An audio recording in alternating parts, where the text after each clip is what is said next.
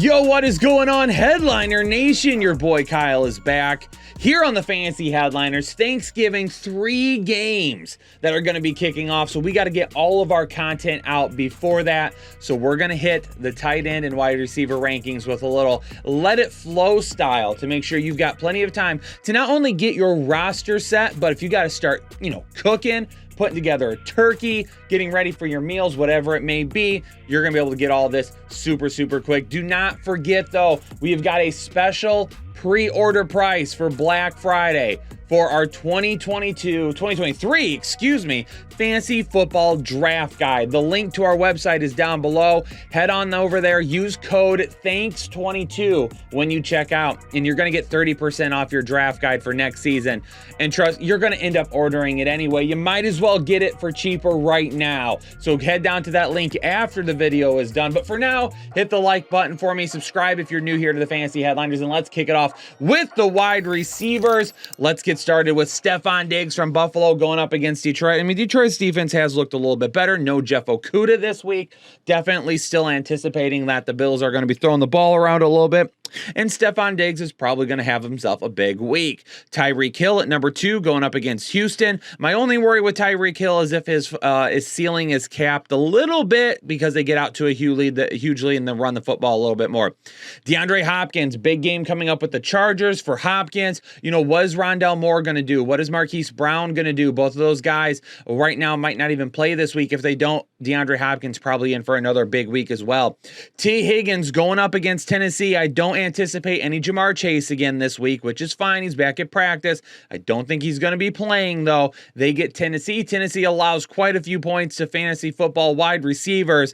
T. Higgins coming off a huge week. I could see another one as well. Justin Jefferson against New England. Now, this is a little bit of a tougher matchup, but who cares if I have him at 5 or 4 or 3? It doesn't matter because if you own Justin Jefferson, you're starting him anyway.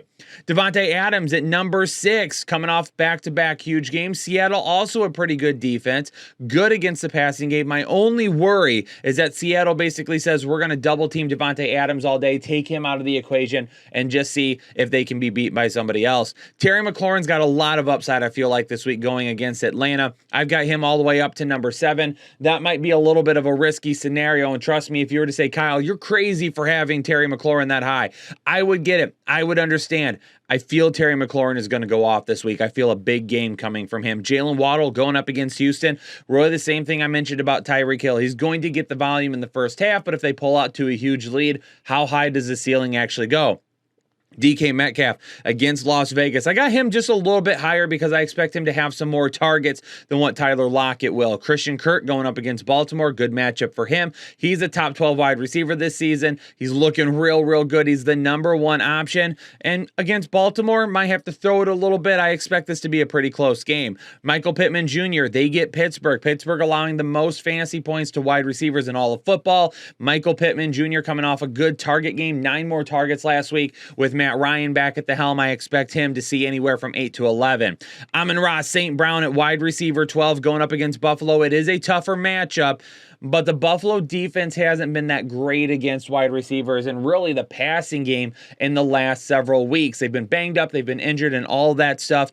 Amon-Ra St. Brown, the thing I like about him, and I mentioned this really in all the videos, is Detroit does a really good job of scheming him, so they're always doing different mismatches with him.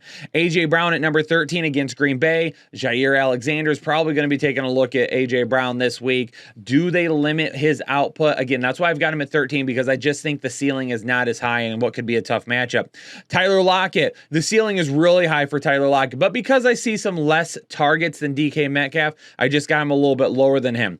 Gabe Davis against Detroit, same things I said about Stefon Diggs, right? Big game, no Jeff Okudah, Thanksgiving Day, throwing the football, big plays from Gabe Davis. Mike Evans going up against Cleveland, starting to drop him and Chris Godwin down a little bit. Julio Jones is healthy now.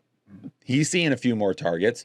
You've got these two guys, obviously, Cade Otton, Cameron Brate, who's, is Leonard Fournette going to be out there? It sounds like it will be, yes, but we know the upside is just a little bit capped right now with this offense. They're spreading it around a lot, and it's just not as high-powered as it used to be. Keenan Allen for the LA Chargers. I mean, he came back and looked good last week. I mean, I think he has a nice safe floor right now, especially if there's no Mike Williams this week. That's why I've got him right here, because I think he's the guy that sees the most targets this week. CeeDee Lamb at number 18 against the New York Giants. I do have CeeDee Lamb quite a bit lower than I would like to have. I'd like to have him higher, but New York has been pretty good against the run or against the pass. They are going to be missing, obviously, some guys on the defensive side of the ball. So I honestly actually could see CeeDee Lamb going as high as number 13. The thing that worries me a little bit is kind of what we saw last week. That, you know, the Dallas Cowboys get out to a pretty big lead. They're running the football. Tony Pollard, Zeke Elliott. If the same thing happens to the New York Giants, CeeDee Lamb is probably going to be capped in the second half, you know, basically like we saw this past week. Amari Cooper going up against Tampa Bay. Probably not going to score 2 touchdowns this week, but the game is at home. He's performed substantially better at home, and this is going to be another one of those games where going up against Tampa Bay, we're going to be throwing it quite a bit.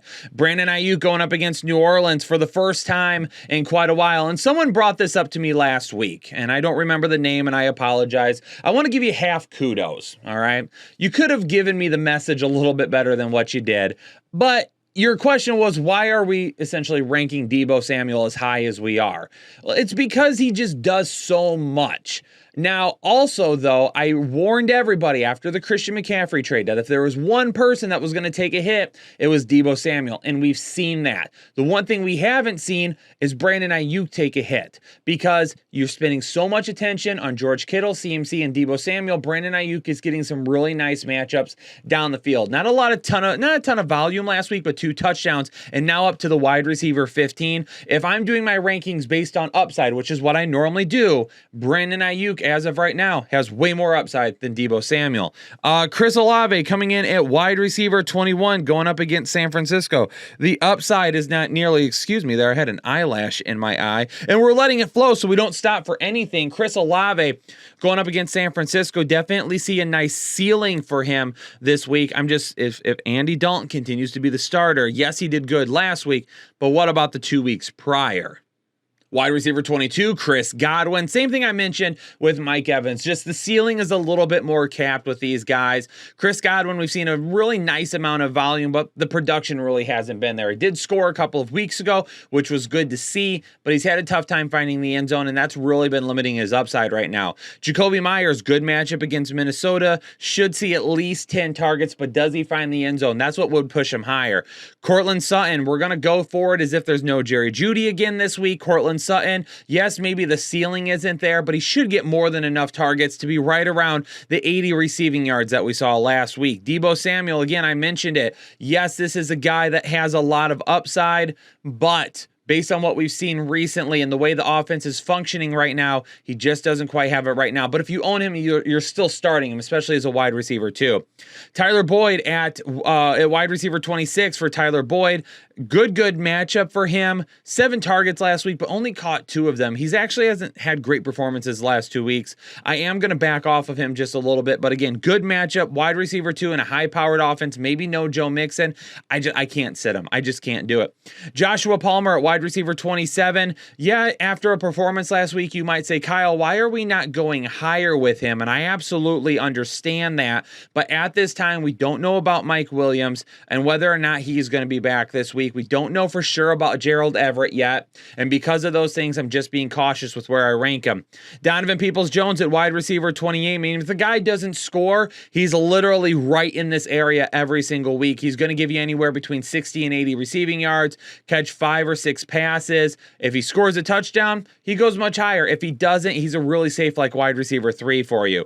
Allen Robinson, yes, great matchup against Kansas City, but really it's all dependent on scoring, and we don't know if Stafford is going to be the quarterback this week. Christian Watson at number 30, going up against Philadelphia. I told everybody in the start and sit video, I understand why you're really high on Christian Watson. And don't get me wrong, I did start him last week, and I'm starting him again this week. But this feels like a trap game for me against Philadelphia, where fantasy owners get their hopes up, and then they throw Christian Watson in there expecting multiple touchdowns like he's done the last 2 games, and then they don't get it. That's concerning for me. Paris Campbell going up against Pittsburgh. Again, most fantasy points allowed to wide receivers. A lot of volume for him here. Even if he doesn't doesn't score a touchdown, he's picking up a lot of yards right now. Devontae Smith going up against Green Bay. Again, really worried about this entire matchup. I think it's going to be a defensive game potentially. Drake London going up against Washington. Got him back as a start this week. No Kyle Pitts. He's going to be the #1 target. Allen Lazard going up against Philadelphia. Touchdown upside for me, really only. I don't expect a lot of volume. Zay Jones going up against Baltimore. Should see a lot of targets come his way, especially if this game stays close. And then George Pickens going up against Indianapolis. Indianapolis allows the fewest fantasy points to opposing wide receivers. So if George Pickens doesn't score, he's probably not worth the start. What about a few players that are just missing the cut? #1's going to be Demarcus Robinson. We've seen it once from him, right? And I've been mentioning him for weeks now to pick him up. So it's not like I'm hating on Demarcus Robinson. I just got to see it again. I got to see more volume for him. I think it is coming. He's like a wide receiver 3 for me if you're in a desperation mode. If he's on your waivers, I definitely would pick him up and own him. Garrett Wilson is interesting because just before I started recording, it was reported by Adam Schefter that Zach Wilson would not be starting this week. Now, I don't know how official that is. I saw that and only that. I had to get this recorded. Some other news by the time you watch this may or may not have come out to confirm or deny that. But if Joe Flacco is starting, Garrett Wilson is actually a better option for me. But the problem is I don't know that for certain yet.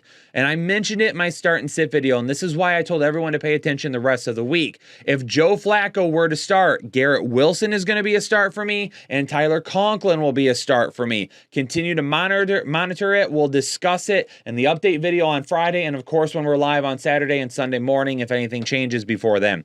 Curtis Samuel I've got as a start this week. Really good matchup for him, but it's also a good matchup for Jahan Dotson. If Jahan Dotson has a really big play, Curtis Samuel probably doesn't. The Kansas City wide receivers. I don't know what's going on with Kansas City just yet. I am not 100% certain whether or not we're going to have Juju back. When are we going to get Kadarius Toney back? We've got Mecole Hardman on the IR. CEH was banged up. I don't know what's going on. So I'm not putting anybody inside the top 36 right now because I need to know who's playing before we go down that route. Given the matchup, my #1 start would probably be Juju. He might be the only one that I go with right now, but we got to see if he actually plays.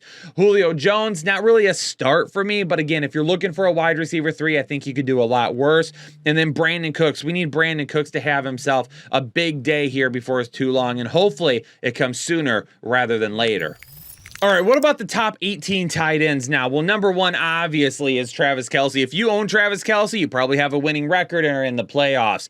Mark Andrews is going to be at #2 against Jacksonville. George Kittle at #3. I continue to say it over and over. The top 3, Kelce, Andrews, and Kittle every single week in that order. Kittle banged up to begin the year, slow start, but has really picked up as of recent, and that's good to see. 2 touchdowns last week. The big plays are there for him. He's performing well. Pat Freiermuth, outside the big 3, the 1A's there, Pat Freiermuth is the 1B for me. Almost 30 total targets over the last 3 weeks. The dude is absolutely #1 in this offense in terms of targets. If you have a #1 tight end in an offense, you want him. If you own Pat Freiermuth, you are starting him and you are feeling good about it every single week.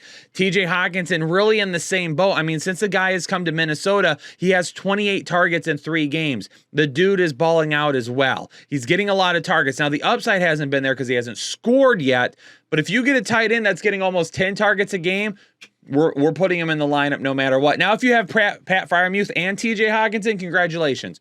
You have a wealth of riches. Gerald Everett is going to come in at #6. Now, again, at this time, I don't know if he's playing yet or not this week, but the matchup against Arizona, the team that allows the most fantasy points to opposing tight ends, if he plays this week, he's in our lineup if you don't own anybody above him.